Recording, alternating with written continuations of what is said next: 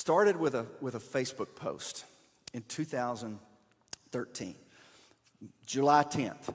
How many payday advance and title loan places can one street hold? Hashtag James Campbell. Now, I posted that just simply because I saw it.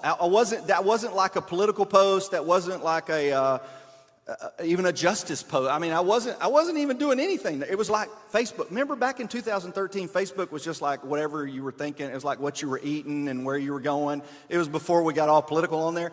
You know, I was just like, man, there's a lot of these places on James Campbell. Goodness. And I just posted that to just kind of make a funny kind of comment about it, thinking folks would like that and that kind of thing. It started a whole conversation. Now, I didn't know what payday lenders did. I mean, I had a general idea. I didn't know how that they worked or anything like that. I was just like, man, there's a bunch of these on this street. So I posted it. It started this whole conversation on Facebook. And the first guy that commented was like, talked about, God forbade the exacting of usury among the Israelites. And I'm like, usury? What is that? And I had to go back and Google usury, figure out what that is. Usury is the charging of exorbitant interest rates.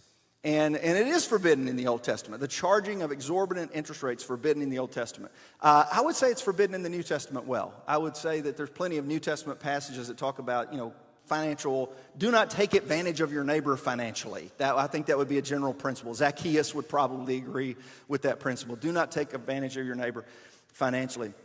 And in the U.S., there used to be laws against usury.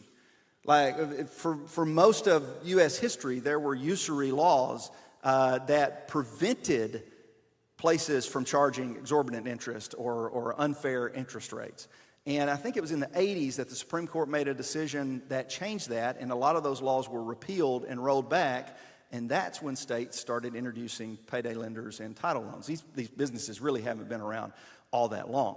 So this whole conversation took place, and it was a very interesting conversation because there was agreement and disagreement, and people I had no idea what I started with it when I just threw out the question, and all of a sudden people are like, this is wrong. This is not good. Why is this going on? These places are taking advantage of people and that kind of thing. And so at the end of the post, I just commented on it, like after 20 people were commenting, so I was like, hey, congratulations. You are now all part of a task force that's going to address payday lending in the city of Columbia, and I'm inviting you to a meeting at Murray Hills at such and such date, and we're just going to get together and put our heads together and see if we can solve this thing. Now, before the meeting, I went and counted, and if you see Jonathan counts there, he said, I think there are over 50 from the hospital down James Campbell, Carmack, and Nashville Highway to the Bear Creek intersection. Jonathan was wrong. There was 51. Now, this was in 2013, so it looks a lot different now. In 2013, the city of Columbia didn't have really any regulations about it. They've now got a distance regulation that prohibits how close they can be connected to one another, and so it's down to about 26. So the existing ones got grandfathered in, but a lot of them gone out of business. It's down to about 26, which is still a lot. Okay, it's still a lot. 26 is a lot. But what we did was we just got together and had a meeting.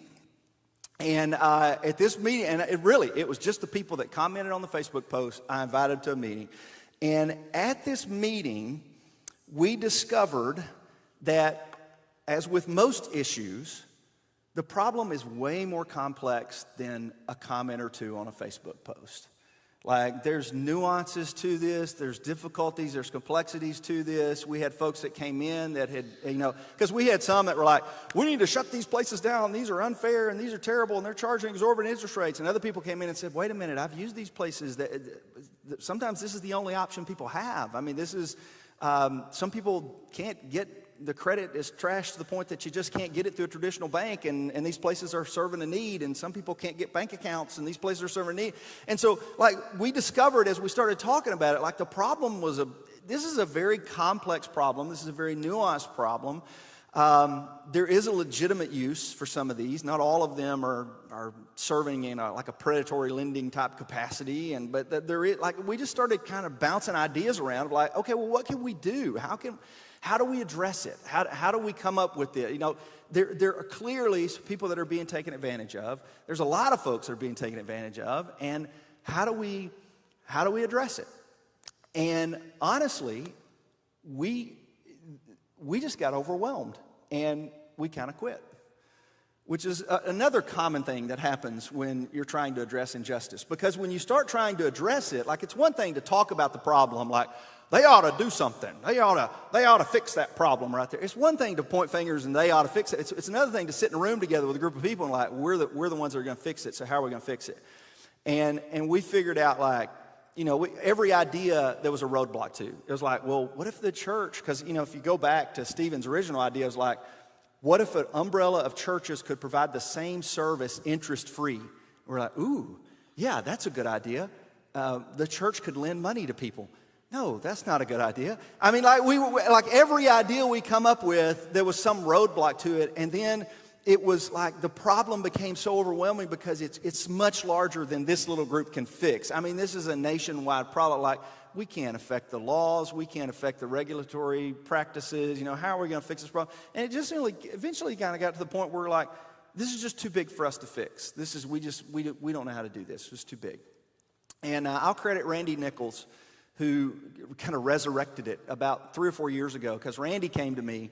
Randy does a ministry that offers rides to people. And a bunch of people were asking for rides to payday lenders. And he's like, what's going on here? And he started asking people and just kind of digging in just a little bit and kind of finding out what was happening. And so Randy came back and he said, hey, I heard we had this group that was working on this. What's going on with it? And I said, well, Randy, we've kind of fallen apart. When not really much is going on with it anymore. It's a huge problem. It's a big issue. And the more we learned about it, the more difficult it was going to be to overcome it. And I met with a legislator, which I did, and found out that they weren't going to do anything about it. It's this the payday lending lobby is strong and all this stuff. And so I was like, it's just not going anywhere. And Randy said, well, what if it's trying to fix the whole issue? What if we just helped people that were caught up in it? That's a genius idea. Like, rather than trying to tackle the nationwide problem, what if we just focused on people who kind of got caught in the trap and they were looking for a way out, and we just helped maybe one person at a time? Genius idea. And that's what we decided to do.